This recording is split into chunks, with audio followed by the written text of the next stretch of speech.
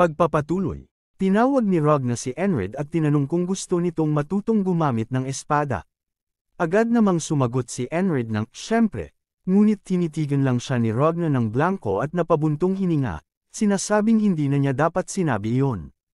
Pakiramdam niya ay tinatamad na siya, pero base sa determinasyon at hitsura ni Enred, maaaring maging interesante ito, sabi niya. Sinabi niya na itinuro na sa kanya ni Ram ang bituka ng halimaw, o kung ano man iyon. Ngunit agad siyang itinama ni Enred, sinasabing ang tamang tawag doon ay puso ng halimaw. Sinabi naman ni Ragna na kailangan niyang kalimutan ang anumang ganun at ang isang tuwid na saksak na palagi niyang ginagawa. Nagtanong si Enred tungkol sa teknik ng espada ng Valen Mercenary, at sagot niyang lalo na iyon, kung hindi niya ito itatapon, kahit matuto siya ng bagong teknik, babalik lang siya sa dati niyang gawi. Sa ganung sitwasyon, mas mabuti pang sumuko na lang siya. Sinabi niya kay Enred na mamili, itapon ang lahat at magsimula ulit ng fresh o manatiling kampante habang buhay. Agad namang sumagot si Enred na magsisimula siyang muli, kaya nagulat si Ragna sa bilis ng sagot niya. Tinanong niya kung sigurado ba siya, at sumagot naman si Enred kung ano ang una niyang kailangang gawin. Napaisip si Ragna, iniisip na talagang hindi normal ang taong ito. Bagaman may magandang pangangatawan si Enred, masyadong magaang ang sandatang ginagamit niya. Sinabi ni Ragna na dapat siyang gumamit ng mas mabigat na espada, kaya iniabot niya rito ang kanyang sariling espada. Tinanong ni Enred kung tama bang ipasa lang niya ito ng ganoon, ngunit sinabi ni Ragna na wala namang kaso iyon dahil hindi naman espesyal ang espada. Pagkatapos, tinuruan niya ito ng tamang paraan ng paghawak ng espada, dapat ay nasa ibabaw ng kaliwang kamay ang kanyang kanang kamay. Napansin niyang masyadong mahigpit ang hawak ni Enred sa espada, kaya tinanong niya ito kung bakit. Sumagot si Enred na ginagawa niya iyon upang hindi niya mabitawan ang espada. Tinanong siya ni Ragna kung sino ang nagturo sa kanya nito, at sinagot niya na si Rem. Napailing si Ragna at tinawag si Rem na, walang kwentang onggoy, saka sinabihan si Enred na pamwesto ng maayos. Itinaas ni Ragna ang kanyang espada sa ibabaw ng ulo at biglang hinato ito pababa kay Enred. Nagawa naman nitong harangin ang atake, ngunit nanginginig ang kanyang mga kamay. "Aray," aniya, habang tinatanong kung bakit niya ginawa iyon. Sinagot siya ni Ragna, "Siyempre masakit. Kung titigasan mo ang katawan mo, lalo lang lalala ang pakiramdam niyan." Habang iniisip ni Enred kung ano ang ibig sabihin ng sinabi sa kanya, napaisip siya kung bakit ganito magsalita ang lahat sa kanyang squad. Metapora ba yun? Ano bang ibig sabihin nun? Tanong niya sa sarili. Napaisip siya kung may kinalaman ito sa sobrang higpit ng hawak niya sa espada. Baka ang ibig niyang sabihin, dapat hindi ako masyadong matigas. Kailangan kong maging mas flexible sa paghawak ng espada para hindi madaling mabasag ang espada. Sinubukan niyang paluwagin ang hawak niya sa espada. Habang ginagawa niya ito, biglang narinig ang ilang mabilis na paghataw ng espada mula kay Ragna. Bigla siyang tinamaan sa paa, dahilan para mawalan siya ng balanse. "Maging maingat ka sa tindig mo," sabi ni Ragna. Muling sinubukan ni Enred, pero tinanong siya kung saan nakaturo ang mga paa niya. Saka biglang hinampas ni Ragna ang espada niya. "Masyadong matigas. Ulitin mo. Ano to, gusto mong baliin ang palso mo?" Dagdag pa ni Ragna. Sumugod si Enred para umatake, pero tinanong siya ni Ragna kung sayaw ba ang ginagawa niya.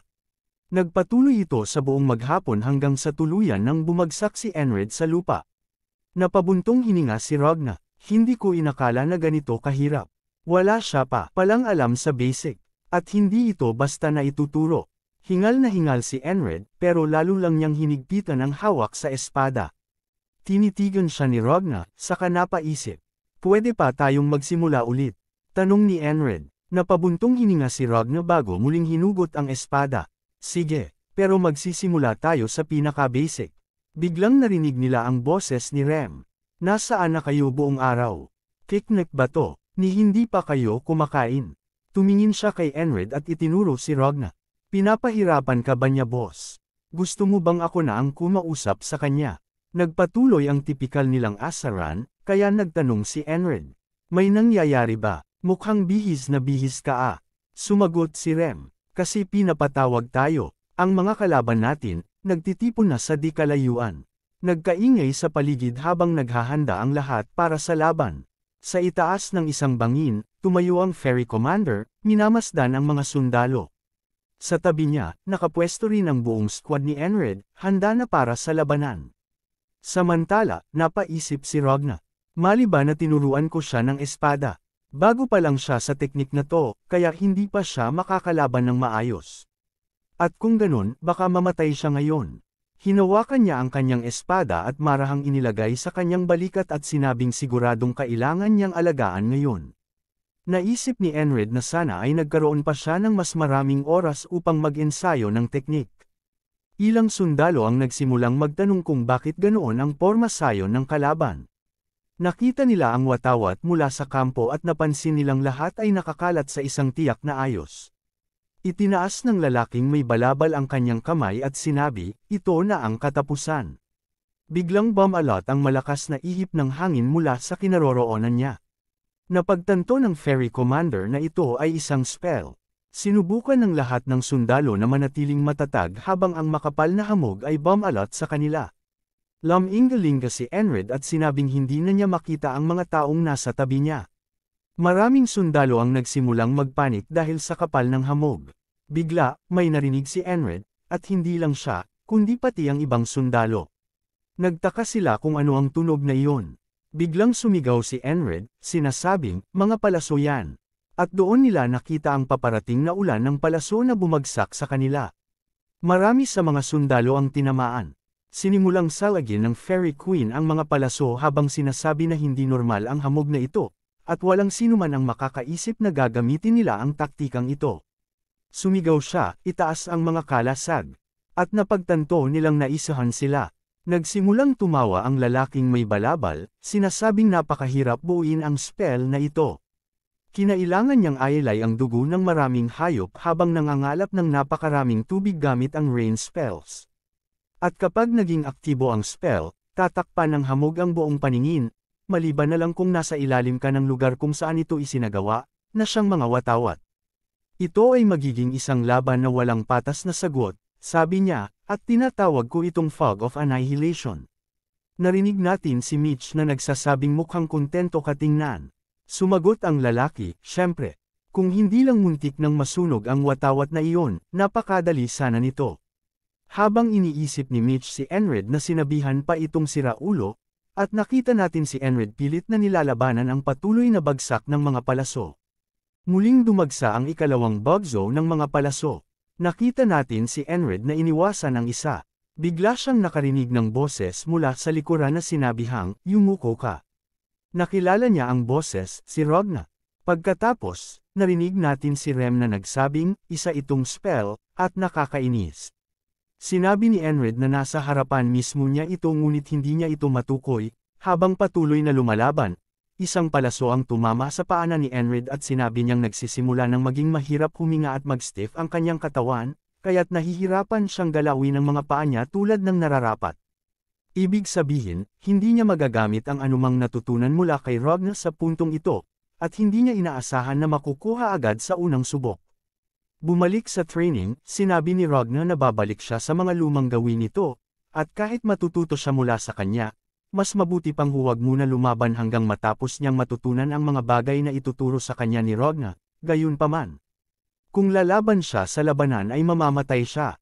Napagtanto niya na tama si Ragna at isinara ang mata, muling naglalakbay ang isip, at sinabing ang kamatayan sa kanya ay hindi katulad ng ibang tao.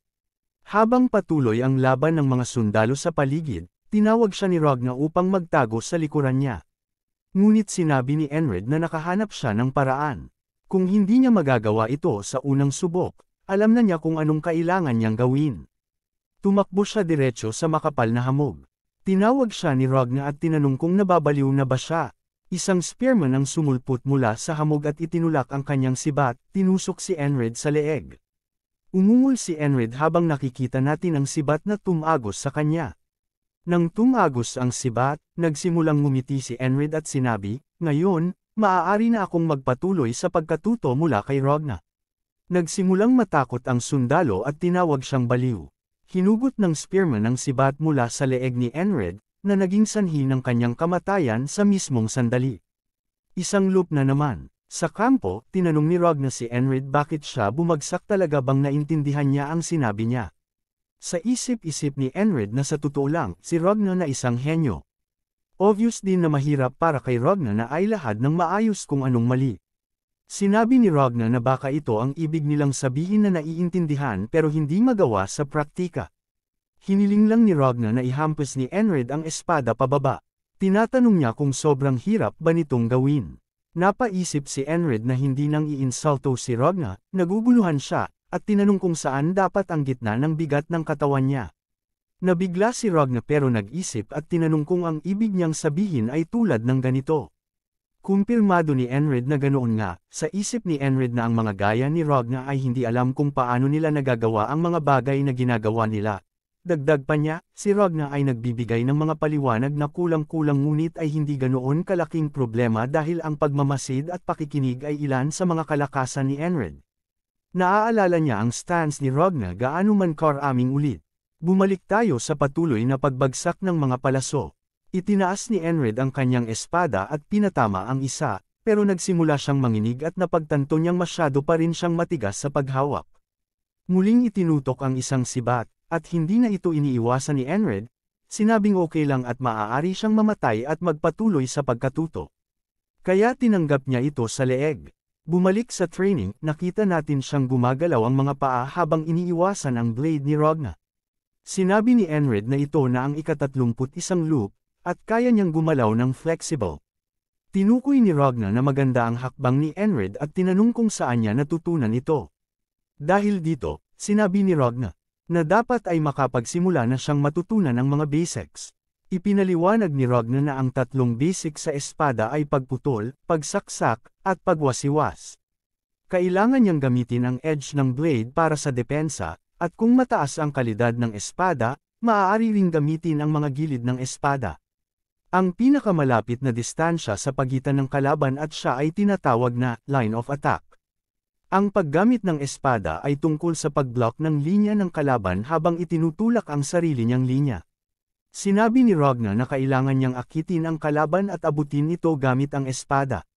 Bumalik sa labanan, itinutok ng isang spearman ang sibat sa kanya at nakatingin si Enrid habang dumadaan ito sa kanyang tabi at pumunta sa gilid ng kalaban.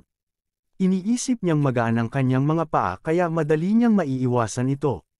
Ngunit agad na may 4 pang sibat na itinulak at tinamaan siya, na naging sanhi ng kanyang pagkamatay sa lugar. Sinabi niya na unti-unti ay nagbabago ang kanyang mga loops. Nakikita natin siya na aktwal na pinaparry ang espada ni Ragna, na ikinagulat ni Ragna. Tinanong siya ni Ragna kung talagang napanindigan niya iyon.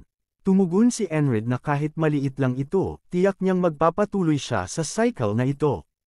Gumawa siya ng diagonal na slash kay Ragna. Sinabi ni Ragna na hindi na kailangang magtrabaho pa dito, tila medyo nagulat. Inangkin ni Enrid na kahit mga baby steps lang, unti-unti ay nagiging malalaking hakbang na ito habang tumatakbo siya sa usok.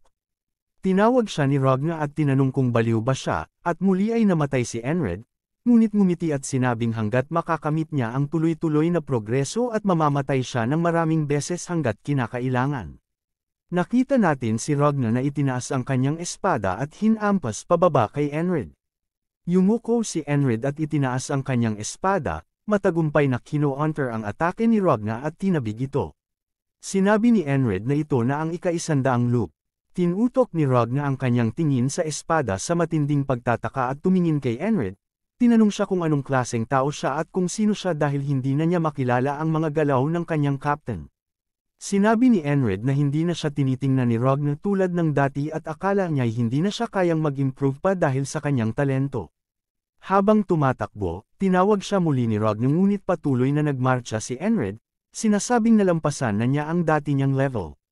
Nakikita natin siyang iniiwasan ng unang sibat at sinusundan ito ng malapit. Tuluyan niyang tinakbuhan ng sundalo ng kalaban nang hindi siya pinapatay dahil may layunin siya. Ang landas patungo sa pagiging isang kabalyero.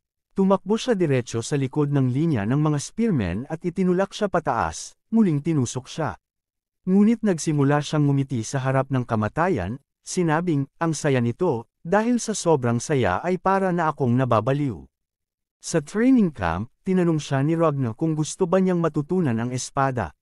Sumagot si Enred ng siyempre, sa isip ni Enred na gagawin niya ang lahat upang maging mas malakas, nakangiti at handang mamatay ng maraming beses upang makamit ang layunin. Pagkatapos, sinabi ni Ragna na wala siyang idea para maging ganito kagaling ang squad leader. Naguguluhan siya at tinanong kung nilalaro ba siya ni Enred sa mga laban hanggang ngayon.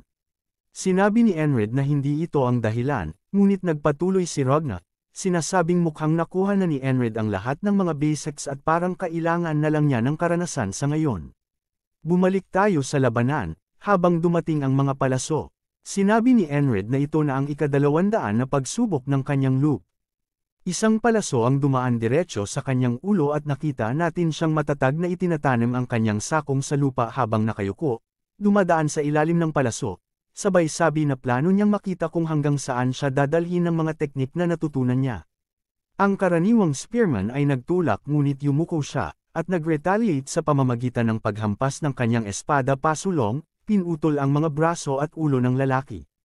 Sinabi ni Enred na alam na niya kung saan lalabas ang mga kalaban mula sa kabila ng fog. Kinuha niya ang isa sa mga throwing knife niya at sinabi na kaya niyang patumbahin ang ilan sa kanila kahit hindi niya sila makita. Itinapon niya ito at napatay ang isa sa mga kalaban, kaya't nagsimulang magpanik ang iba. Nakita natin ang isa sa kanila na tinitingnan ang paligid sa fog. Nagtataka kung ano ang nangyayari dahil hindi niya makita ang kahit sino. Agad naman siyang napatamaan ng kanyang binti ni Enred.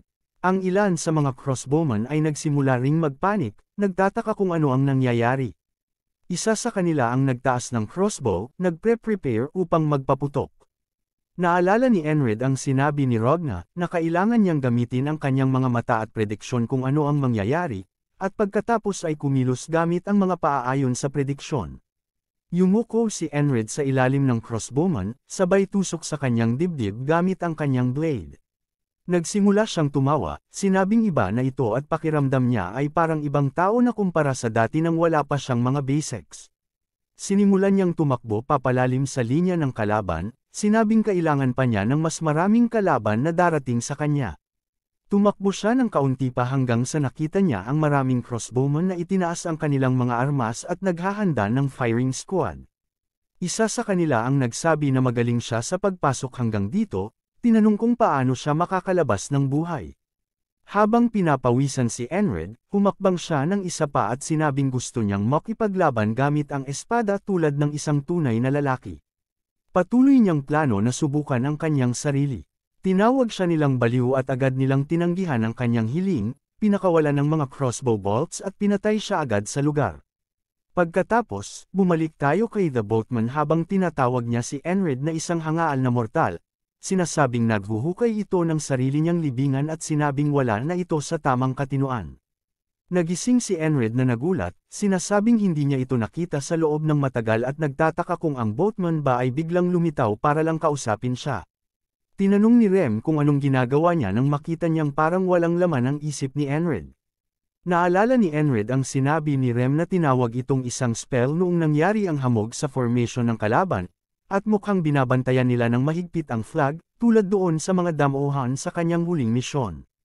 Tinanong ni Enred si Rem kung may alam siya tungkol sa mga spell. Tinanong ni Rem kung bakit siya biglang naging interesado, at sinabi ni Enred na naisip niyang baka maging interesting kung ikwento ni Rem ang alam niya. Sumang-ayon si Rem, tinanong kung alam ba ni Enred ang kaibahan ng magic at spells. Sinabi ni Enred na ang magic ay mas karaniwan, at sinabi ni Rem na hindi iyon mali, pero ang spell ay nangangailangan ng medium. Hindi lang iyon, kundi ang medium ay mas mahalaga pa, dahil ang mga spell ay hindi maaaring umiral nang wala ito. Iniisip ni Enred na ang fog ay dulot ng spell ng kalaban at ang flag na iyon ay marahil ang medium. Kaya't kung mababasag ang flag, mawawala ang fog. Tinanong ni Enred si Rem kung ang kanyang tribo ay gumagamit din ba ng spells, dahil alam niyang nagmula ang mga ito sa kanlurang bahagi, at doon galing si Rem. Ngumiti si Rem at sinabing nakita na niya ang mga ito. Tinanong kung alam ba ni Enred na hindi marami ang aktwal na spellcasters, karamihan ay hexcasters. Hindi pinansin ni Enred si Rem, at tinanong siya ni Rem kung saan siya pupunta. Sinabi ni Enred na pupunta siya sa training. Sinabi ni Ragna na mukhang pareho ang kanilang training background at tinanong kung alam ba ni Enred ang Onyx Sword Technique. Ikinwento ni Ragna ang patungkol dito at nalaman natin na 500 taon na ang nakalilipas, may isang prodigy na isa sa milyong prodigy. Isang batang ipinanganak sa isang sword farm na pinatay ang 12 bandido na umatake sa farm gamit lang ang isang furry place poker. Nang mawala ang kanyang mga magulang ng maaga, natutunan niya ang espada sa murang edad, at isang noble na nakarinig ng mga usap-usapang patungkol sa kanya ang kumuha sa batang prodigy. Ang prodigy na ito ay kilala sa pangalang Leonsis Oniek. Gayunpaman, kahit gaano siya kahusay, siya rin ay isinumpa. Nagsimula siyang mawala ng lakas noong siya ay 10 taong gulang at tuluyan nang naging paralisado ng tumantang ng 12 taong gulang, at ganoon na lang, nawala ang Miss Trance Prodigy sa kasaysayan. Sinabi ni Ragna na noong 20 taong gulang si Leonsis, siya ay naging ganap na paralisado at naging immortal ang sarili sa kasaysayan ng swordsmanship, sa pamamagitan ng pagkumpleto ng lahat ng mga teknik sa espada sa buong lupain, at ipinangkat ang mga ito sa 5 kategorya: ang Righteous Elaborate Sword, ang Heavy Strong Sword, ang Fluent Confounding Sword, ang Fast Swift Sword, at ang Gentle Perium Sword. Muling isinulat ni Leonsis ang kasaysayan ng espada, at dahil dito, ang pamilya Oniek ay naging pinakamalaking pamilya sa imperyo. Ang mga epekto ng teknik na ito ay nararamdaman pa rin hanggang ngayon bilang pundasyon ng lahat ng swordsmanship. Sinabi ni Ragna na mayroong Northern Heavy Sword at marami pang ibang teknik sa espada, kabilang ang mga Eastern techniques na gumagamit ng ki. Kabilang sa mga ito, ang teknik na kanyang na-develop ay nagmumula sa Northern Heavy Sword. Pinilit niyang alalahanin kung ano ang itinuro ni Rem, tinanong kung ang tawag ba rito ay Conscience of the Beast.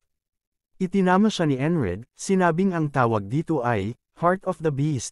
At sinabi ni Ragna na mas magiging kapaki-pakinabang ito kaysa doon, at tinatawag itong concentrate on a single point. Kailangan niyang kalimutan ang lahat ng nasa paligid at mag-focus lamang sa kanyang sariling espada at ang espada ng kalaban, at ipapakita niya kung paano ito gumagana habang siya ay nagsisimula ng maghanda sa isang stance. Nagtataka si Enred kung ano ang mangyayari, nang biglang itulak ni Ragna ang kanyang espada direkta patungo sa kanya, tinamaan ang gilid ng kanyang leeg. Nagulat si Enred, sinabing mas mabilis ito kaysa sa axe ni Rem at muntik na siyang mamatay. Tinanong ni Ragna kung naramdaman ba niya ang anuman at narinig natin na tinatawag siya ni Rem na isang goddamn degenerate, tinatanong kung talaga bang gusto niyang patayin ang squad leader. Sinabi ni Ragna na mas magaling mag-concentrate ang mga tao kapag nasa harap nila ang kamatayan at tinatry lang niyang tulungan siya.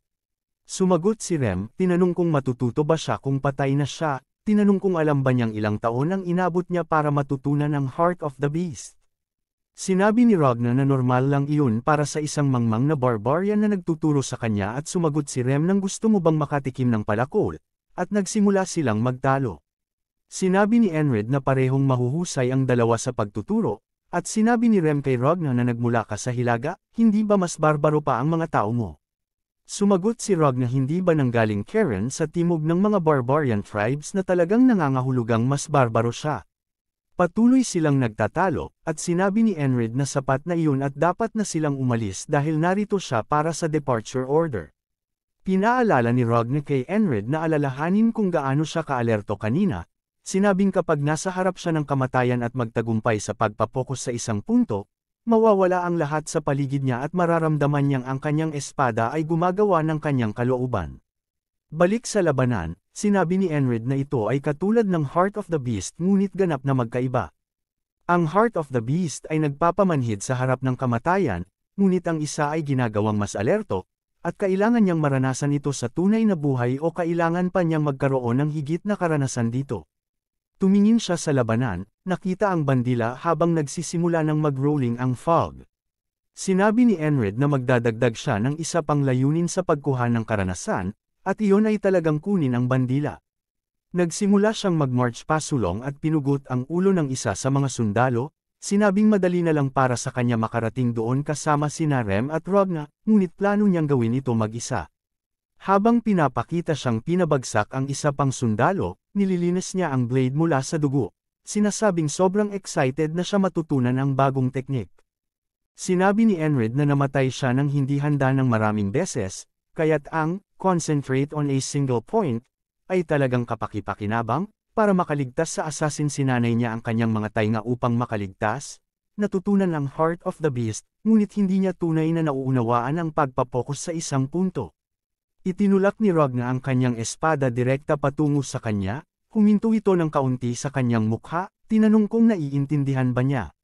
Sinabi ni Ragna na kung nagtagumpay siya, dapat niyang maramdaman na ang dulo ng espada ay bumabagal o may naramdaman na iba. Ni-shakang ni Enred ang kanyang ulo, naguguluhan kung baka ang Heart of the Beast ay nakikialam dito, ngunit hindi sa tingin na iyon ang kaso. Sinabi ni Ragna na dapat niyang maramdaman na ang lahat ng iba pang bagay ay humuhupa maliban sa espada ng kalaban at dapat niyang matutunan kung paano ay predict ang landas ng espada. Tinanong ni Ragna kung may naramdaman na ba siyang katulad nito. Sisimula na siyang mag-isip na. Sinabi ni Enred na ang pagpapalakas ng takot sa kamatayan ay hindi ang tamang hakbang dito. Tinanong siya kung paano niya ito natutunan. Sinabi ni Ragna na hindi niya kailangan pang matutunan dahil ito ay isang bagay na palagi niyang kayang gawin, at makikita ito sa pangalan nito kailangan lang mag-concentrate sa isang punto. Napabuntong hininga si Enred, sinabing hindi siya makakakuha ng mga kapaki-pakinabang na sagot mula sa kanya, kaya't kailangan niyang matutunan ito mag-isa.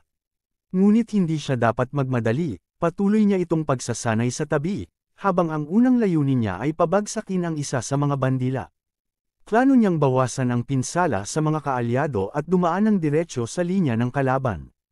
Habang nagsisimula na muling pumasok ang fog, lahat ay nagpanik ngunit sumigaw si Enred na magdapa sila. Agad nilang sinunod ang kanyang utos at sinabi niyang itaas ang kanilang mga shield habang nagsisimula ng bumagsak ang mga arrows.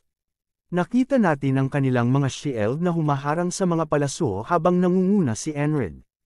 Paulit-ulit niyang ginawa ang loop na ito ng mahigit sa 300 beses, kaya alam na niya kung saan manggagaling ang mga atake, kahit na nakapikit ang kanyang mata. Naguluhan na rin ang mga sundalo ng kalaban dahil sa fog, kaya't ginamit niya ito upang makalusot. Agad na tinusok ang isa sa tagiliran ng ulo at pagkatapos ay tinapos ang 2 sundalo. Nagsimula ng magsigawan ang mga kalaban na isa lang siya at kaya nilang tapusin siya. Ngunit nakita nilang bumabagsak ang mga anino ng kanilang mga kasama. Pagkatapos, ginamit niya ang katawan ng sundalo para itulak ito sa poste at basagin ito. Sinabi ni Enred na inabot siya ng 10 loops bago makuha ang bandila at sa wakas ay nabasag na ito. Nais lang niyang makuha ito, ngunit nagulat siya na hindi pa rin nawala ang fog. Habang siya ay na-distract, tinamaan siya ng mga sundalo ng kalaban. Gamit ang kalamangan, tinusok siya ng isa sa kanila. Isa sa mga kalaban ang tumawa at nagsabi na mukhang may alam siya tungkol sa mga spells, ngunit siya ay nalinlang. Naunawaan ni Enred kung ano ang nangyayari at sinabi na siguradong may isang tunay na bandila lamang, at ang iba ay mga peke. Kailangan niyang hanapin ang tunay na bandila sa kanila. Muling nag-restart ang loop ng tanungin ni Ragna kung ano ang ginagawa niya, dahil nag-charge si Enred mag-isa. Sinabi ni Enred na mayroon siyang isa sa 5 pagkakataon na makuha ito sa susunod na pagsubok habang siya ay nangunguna. Sumigaw siya, tinatawag ang lahat na magdapa at itaas ang kanilang mga shield, ngunit hindi siya narinig ng mga kasamahan niya. Dahil siya ay masyado ng malayo at nagtataka sila kung ano ang gagawin. Piniling tumingin ni Enred at nakita niyang dumadaan ang mga arrows sa ibabaw niya nang hindi siya tinatamaan. Itinaas niya ang kanyang shield at pinigilan ang mga arrows na dumaan sa harap niya, ngunit nagsimula ng matamaan ang mga kasamahan niyang sundalo at nagtaka siya kung bakit hindi nila siya narinig, tulad ng dati. Sinabi niyang baka ito ay ang tamang timing o baka kailangan niyang bigyan sila ng oras para makahinga. Nabasag niya ang isa pang bandila, ngunit ito ay isang peke at naputol ang kanyang ulo. Kaagad pagkatapos, may 4 na natira, at nakita niyang nabasag niya ang isa pa, ngunit ito'y peke muli at pinatay siya ng mga sundalo. Inabot siya ng 5 karagdagang loops. Ang ika-4 na bandila ay nabasag niya sa kanya ng 7 karagdagang loops bago siya makarating doon, at kahit na nabasag niya ito, parehong kapalaran ang nangyari. 2 na lang ang natirang bandila, at sinabi niyang kung susundin niya ang kanyang kutob kung aling bandila ang tunay, isang malinaw na nagwagi, ang pinakamalayong bandila mula sa mga kalaban. Sa tabi nito, nakita niya ang isang lalaki na nakasuot ng balabal mula sa kampo. Yumuko si Enred at tinawag ang lahat na magdapa at itaas ang kanilang mga shield, at sa wakas, nakinig sila. Naharang muli ang mga arrows at sinabi ni Enred kay Rem na sumunod sa kanya. Tanong ni Rem kung nababaliw ba siya habang sila'y tumatakbo papunta sa mga arrows. Sinabi ni Enred na kahit malayo pa, hindi siya pwedeng mapagod bago makarating sa bandila. Habang sila'y lumalapit sa spearman, hindi na pinansin ni Enred ang mga kalaban at kinuha niya ang isa sa kanila sa pamamagitan ng paghagis ng axe ni Rem. Sinabi ni Enred na ang plano ay magpabilang ng atensyon si Rem sa kanila at siya ay makakadaan. Kinuha ni Rem ang sundalo at tinanong siya kung sino ang nagcast ng spell, ngunit napansin niyang wala na ang utak ng lalaki at itinapon ito, sinabing kailangan niyang marinig ito mula sa susunod na kalaban. Patuloy silang nagpatuloy sa pagpatay ng kalaban. Sinabi ni Enred na mahigit 1 taon na siya sa pag-uulit ng loop na ito. Tumakbo siya patungo sa bandila at hinugot ang kanyang espada, sinabing tapos na ang fog na ito. Pero nang malapit nang mabasag ang bandila, naharang ang kanyang espada, at narinig nila ang isang pamilyar na tinig na nagtanong kung ito ba ay isang panaginip, at walang iba kundi si Mitch, na hamarang sa kanyang espada at pinigilan ang pagtama sa bandila.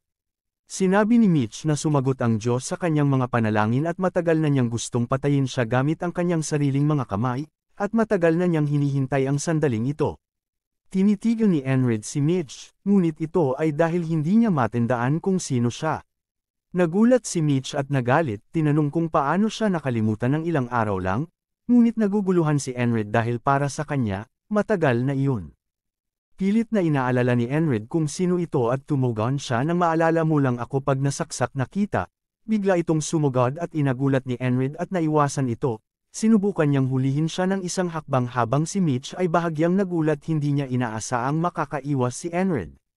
Pumasok si Enred upang magsara ng agwat at gumanti ng tusok ng kanyang espada kay Mitch na nagpumilit na iwasan ito at napa-atras na lang at nagulat. Habang nag-iisip sinabi niyang nagtataka na ito ba ang taong nakalaban ko noong nakaraan, hindi may kumpara ang husay niya ngayon doon sa nakalaban ko dati.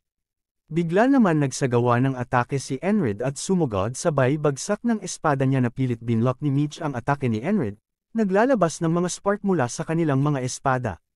Sinabi ni Enred na siya ay tapat sa mga batayan, gamit ang Righteous Sword Technique at pinagsasama ang Flowing Sword Technique na nagdedepensa sa mga atake. Natututo ang ating magiting na kabalyero habang lumalaban. Nagsimula nang itulak siya paatras ni Mitch ngunit hindi ito pinapayagan ni Enred habang itinutulak niya ang espada ni Mitch pabalik, sinasabing kailangan niyang ituon ang lahat ng kanyang pandama sa harap niya. Itinaas ni Mitch ang kanyang espada at tinusok ito ng diretso kay Enred.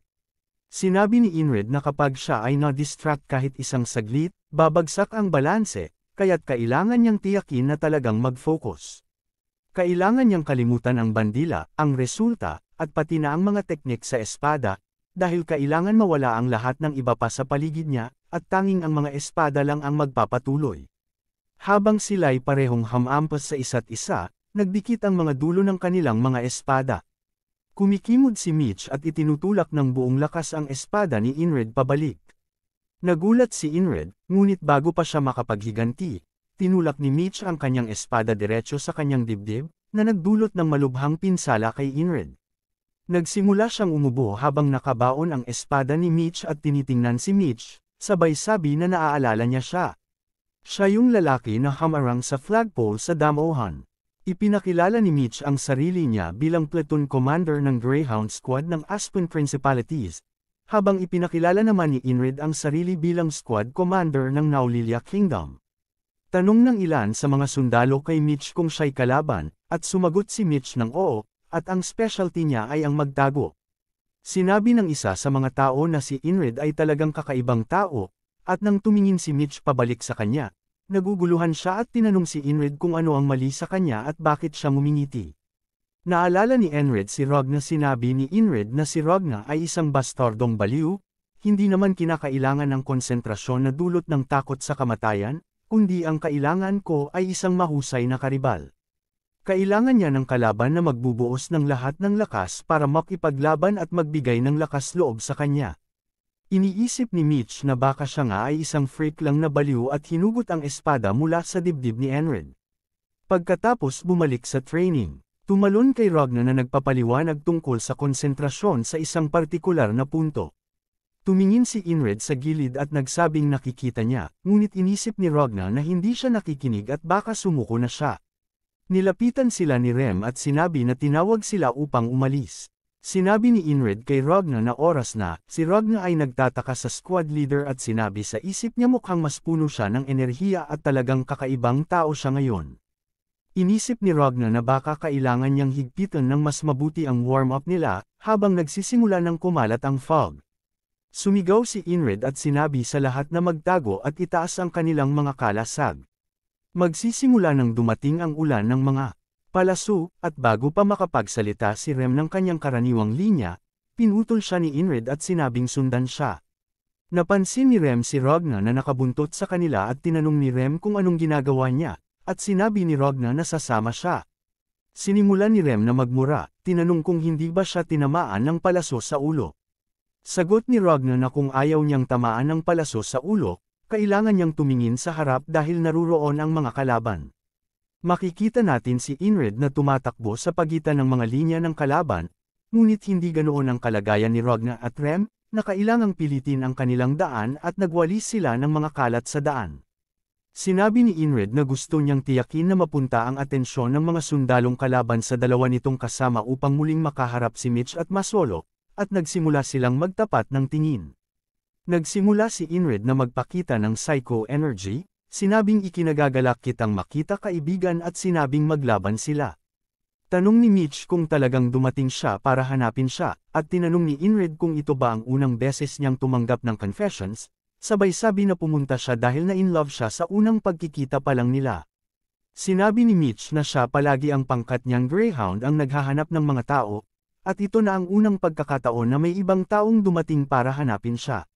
Tanong ni Inred kung na-upset ba siya, at naghanda si Mitch ng espada, sabay sabi ng nonsense. Sinimula ni Inred na ipaliwanag na ang pagpasok sa estado ng konsentrasyon, kung saan tanging ang espada lang ang mararamdaman, ay mas mahirap kaysa sa inaasahan niya, at makikita natin siyang tinusok sa dibdib. Sinabi ni Mitch na hindi niya inisip na matatalo siya ng ganito kabilis at hindi niya alam kung bakit pinaniwalaan niyang kaya niyang labanan siya. Ngayon ay napagtanto ni Inred na mali ang kanyang pananaw. Hindi ito maaaring intensyonal, dahil kailangan niyang masanay sa laban ng natural. Habang muling nagbabangga ang kanilang mga espada, sinabi ni Inred na uulitin niya ang laban ng paulit-ulit hanggang sa mahanap niya ang pakiramdam. Sa ika-18 na pag-ulit ng laban, nagsimulang maglaho ang lahat maliban sa espada, at naramdaman niya ito muli. Sa ika-28 na pag-ulit ng laban kay Mitch, natutunan niyang pumasok sa estado ng konsentrasyon ng may intensyon. Makikita natin si Ragna na nagsasabing ituturo niya ang mga tricks habang naghahanda ng espada at tinutok ito kay Inred tulad ng dati. Ngunit si Inred ngayon ay nakafocus, tinitingnan lamang ang espada at nakatutok dito habang lumalapit at ang lahat ng ibang bagay ay nagsimulang maglaho. Pagdating sa tamang moment, itinaas ni Inred ang espada at matagumpay na block ang atake ni Ragna, na nagpaiyak kay Ragna. Tinanong ni Ragna kung na-deflect ba ni Inred ang atake sa pamamagitan ng konsentrasyon sa isang punto. Ngunit iniisip ni Inred na ito ay pure na concentration, nangangahulugang kumpleto niyang kinokontrol ang kanyang katawan at espada. Ang kanyang lakas at teknik ay umunlad na sa puntong hindi na ito may kukumpara sa dati bago niya nakilala si Mitch. Tinanong ni Ragna kung saan siya pupunta habang nagsisimula siyang umalis. Sinabi ni Inred na oras na para makipagkita sa platoon commander. Sinabi ni Inred na sa wakas, oras na para malimpasan niya ang loop na ito ng buo. At dito na nagtatapos ang episode, abangan ang susunod na mangyayari. Matatalo na kaya ni Inred ang platoon commander na si Mitch at magwawagi kaya sila sa digmaan? Sa susunod na episode malalaman natin ang kasagutan kaya subaybayan ang kwento at kung gusto mo ng ganitong kwento pindutin ang subscribe at bell para update ka sa next episode. Maraming salamat sa panunood mga Lods.